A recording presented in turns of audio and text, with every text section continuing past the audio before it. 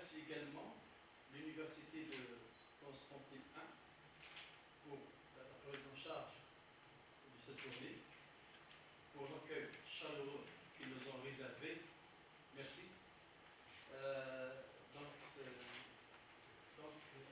Dans cette présentation courte, on va essayer d'être un peu rapide, vu qu'on est limité par le temps.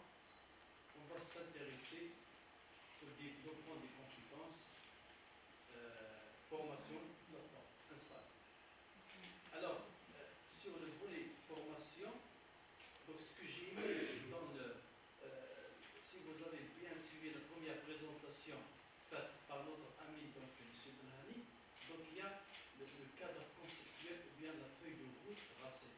C'est bien organisé et bien structuré. C'est un travail professionnel. C'est-à-dire ce qu'il va faire dans 2 ans, 3 ans, donc tout est bien établi. Ça, c'est la première clé de réussite. Donc c'est la première fois en Algérie. On n'a jamais, c'est vrai, en 2019, il y avait des initiatives un peu partout pour un peu se mettre dans l'enseignement à distance, mais ça a été pas organisé. Cette fois-ci, les choses sont sérieuses et depuis octobre, on a démarré. Depuis octobre, aujourd'hui, il y a une différence. À l'université aujourd'hui, les gens ont accepté. Non, ce n'est pas comme avant. Maintenant, ils ont compris l'enseignement à distance, ce n'est pas contre l'enseignement. C'est dans l'intérêt de toute la communauté universitaire et dans l'intérêt de tout, c'est-à-dire l'avenir de l'Algérie. Donc le chantier a été ouvert, c'est très vaste, c'est très difficile. On ne va pas terminer, c'est-à-dire dans 1 mois, 2 mois, 3 mois.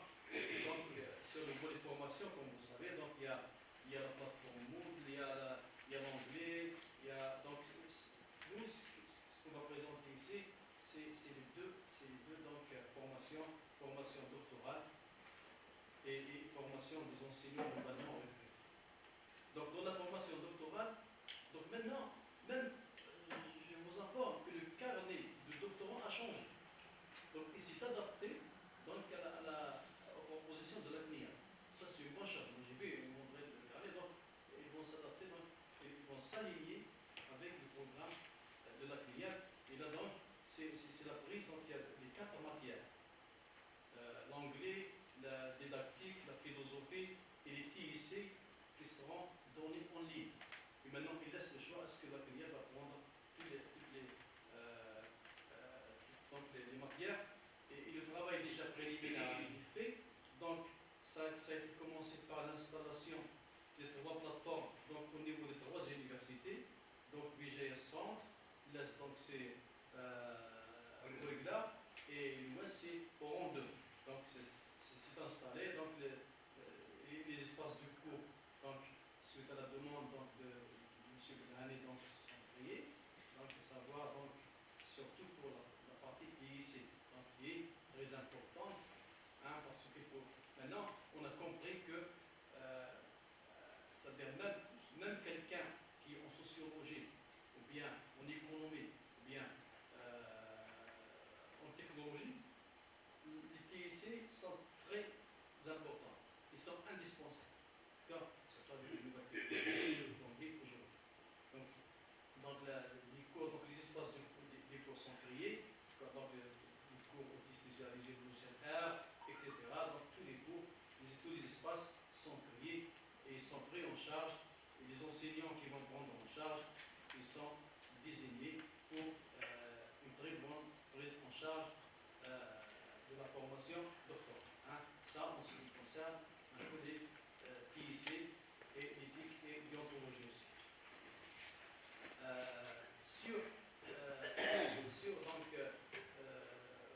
le volet formation, sur le volet formation des enseignants nouvellement recrutés, donc comme vous savez, la formation a démarré en 2016. En 2016, début, ça a été un peu difficile, etc. Il y avait des universités avec des résistances dans certaines universités, mais aujourd'hui, je vous donne l'information. Par exemple, à l'université de Buréa, l'année passée, on a recalé un enseignant parce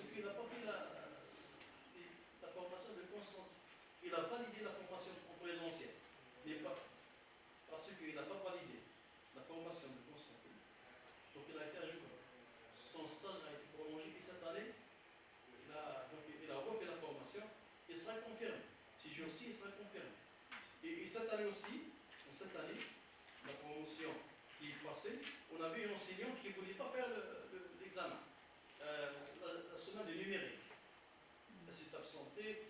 Après, elle a constaté qu'elle a fait une chose pas bonne.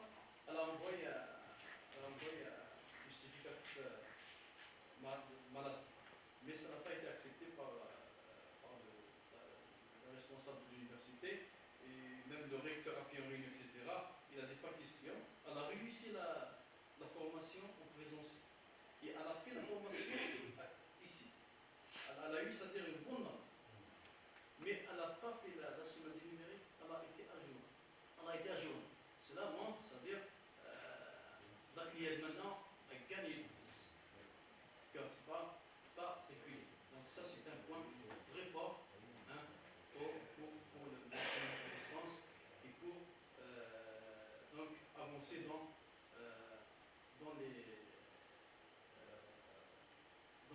la formation des enseignants nouvellement recrutés. Donc pour cette année, donc le travail a été fait. Donc il